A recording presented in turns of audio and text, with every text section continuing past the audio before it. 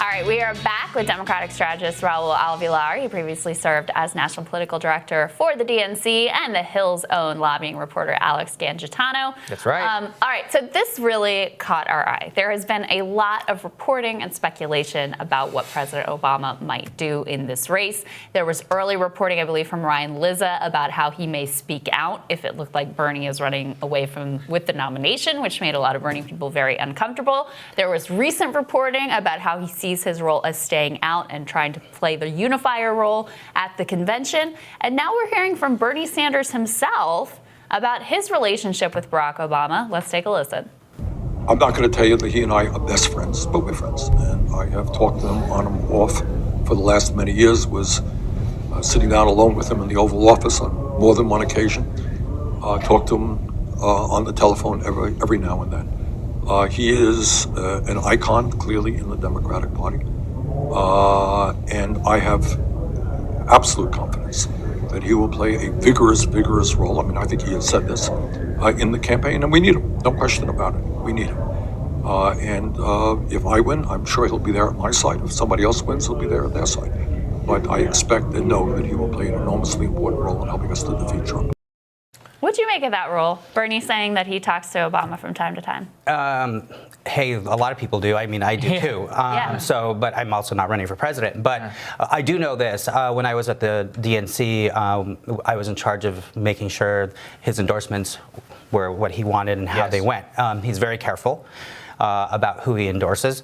And so I think, look, everyone's glomming onto the president, the former president, because as Bernie said, we need him. We do.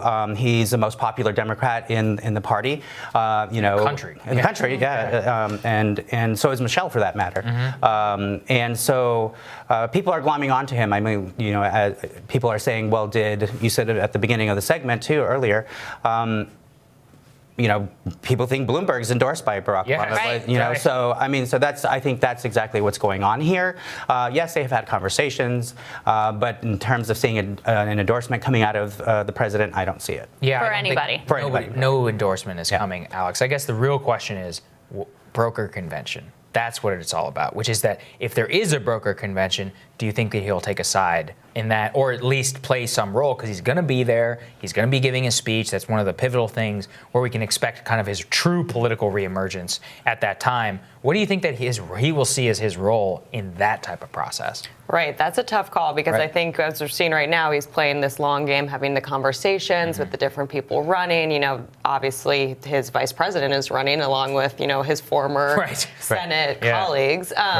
But I think in a brokered convention, he would still stay out of it if I had to predict. I think he'd, go play his role, rally up the voters, but not officially endorsed. What do you think, Raul? And did you buy that reporting that he would intervene if Bernie was running away with the nomination? Give us some insight as someone who actually knows him and how he thinks about Bernie Sanders. Yeah, no, I mean, look, again, he's very careful about what he does, and again, he is about what's good for the country, right? And he wants to make sure that happens. So I think. If he does anything if there is a brokered convention, I think everything's going to be behind the scenes. It's not going to be anything that's going to be, on his speech I endorse somebody else.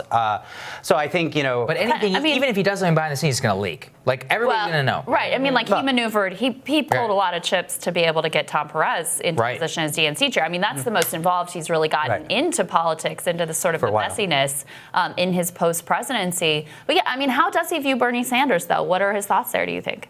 I can't speak for the president, but, so, I mean, look, again, at the end of the day, I think he is, along with everybody else, wants to make sure that we can beat Donald Trump in 2020. That is the main objective. That is what we have to do. It's imperative, especially with everything that's coming out in the past few hours about what's been going on with Russia interfering with the elections.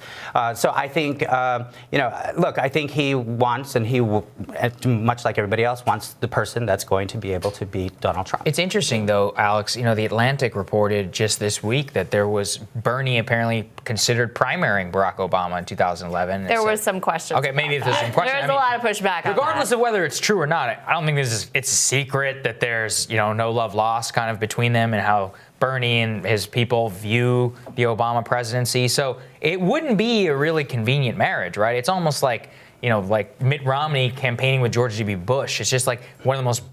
It's just like your candidacy is impugning kind of implicitly who came before you in that way. Right. It definitely is an odd marriage of two, sides of the party. But I think that, as he said, that, Obama here wants to beat Donald Trump. And that's the bottom line, for so does Michelle. I'm sure they have their opinions on should Senator Sanders actually be the president or the person to lead this party that we left. But I think at the end of the day, if that's what it takes to beat Donald Trump, they'll get on board. How do you think, we got a question from one of our viewers, which I thought was a really interesting one, about whether President Obama should come out and knock down this idea that he endorsed Bloomberg. How do you think he's viewing that? Because, that ad in particular was really did make it look like it's got 200 million. Obama had endorsed Michael Bloomberg. Right. Do you think, how do you think he looks at that? Do you think he should intervene there and say, hey guys, I'm staying out of this, I didn't endorse anyone? Yeah, I think he looks at it as, okay, we did a lot of things together, and so you can't deny that.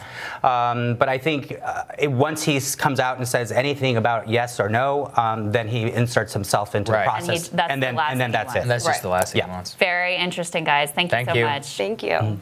Next week on Rising, we're going to have results from the Nevada caucus, and Chuck Rocha, senior advisor to the Sanders campaign, he's going to join us. We're also going to talk to The Intercept's Glenn Greenwald about his recent comments to Vanity Fair and the ongoing challenges to his reporting in Brazil. Don't forget to like, share, subscribe to us on YouTube and Facebook so you don't miss any of these interviews. Also, we always want to hear from you. Hey, if you plan to vote on Super Tuesday or in your state's primary, wherever that is, shoot a video for us telling us who you are, where you are, and why you're voting. Also, which candidates you weighed and how you made your decision. Love to hear from you. Keep it short and sweet. Tag us on Twitter using the hashtag #RisingAndWhyIVote. You may see yourself on the show. There you go. Never know. That'd be fun, right? Thanks, guys. Have a great weekend.